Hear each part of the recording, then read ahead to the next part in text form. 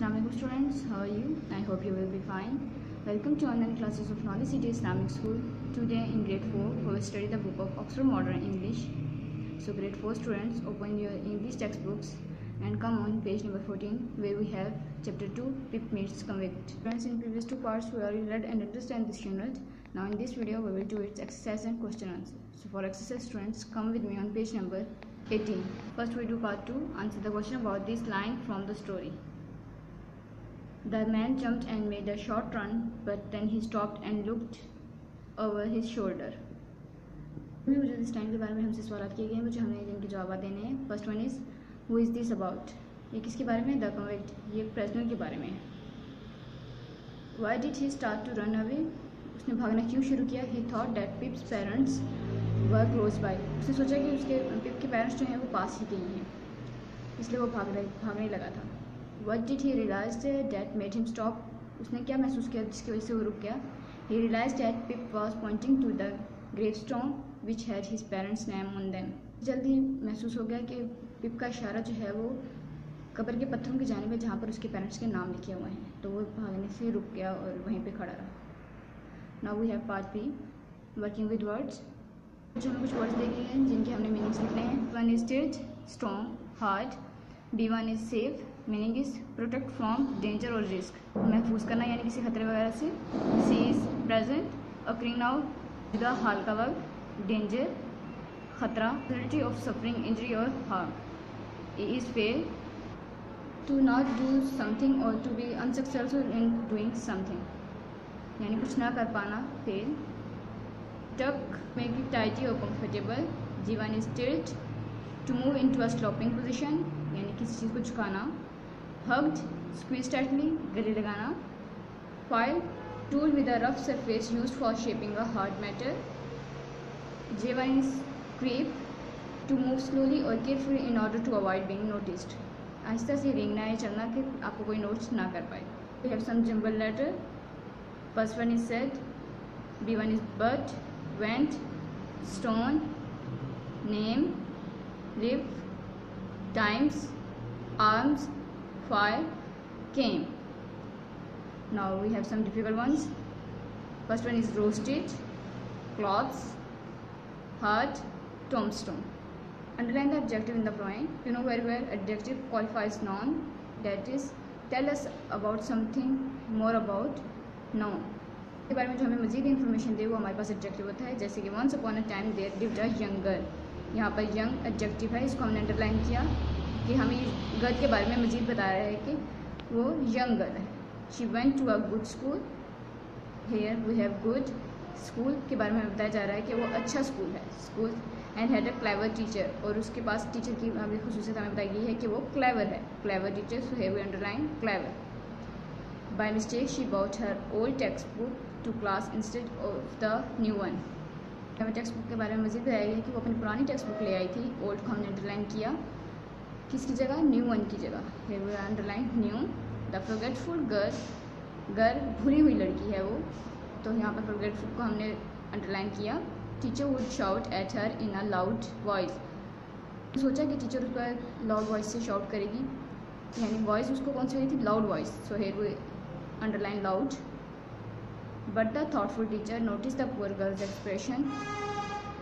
हमें टीचर के बारे में मज़ीद एक्सप्लेनेशन दी गई है थॉटफुल के साथ. सो हमने अंडरलाइन किया थॉटफुल. एंड गर्ल बेचारी लड़की है, so here we underline poor. The teacher open her metal cupboard with a shiny key. Here we underline metal and shiny. You can borrow this spare copy and set the kind teacher. Spare, here we underline spare and kind. Do you know what is phrase?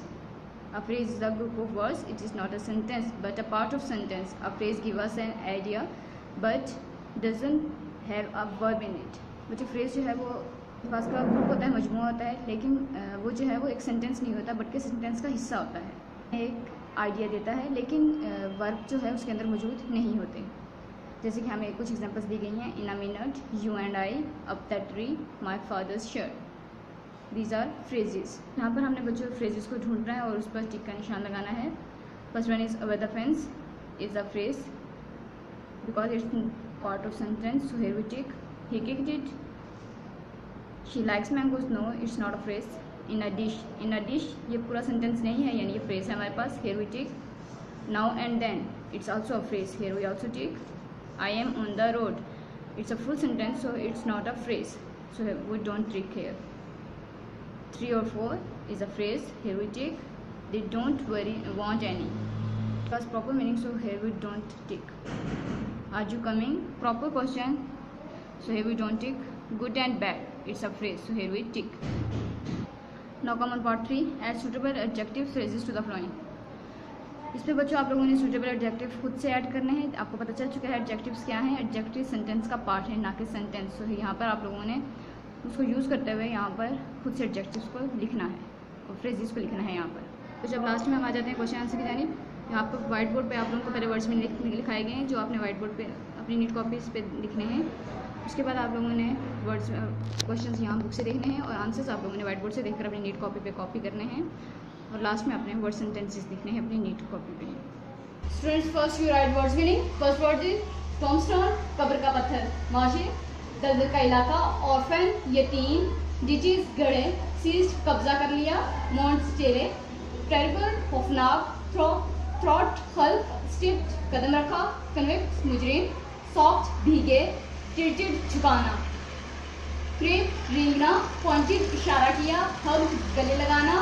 Hide, छुपाना. Slowly, आहिस्ता.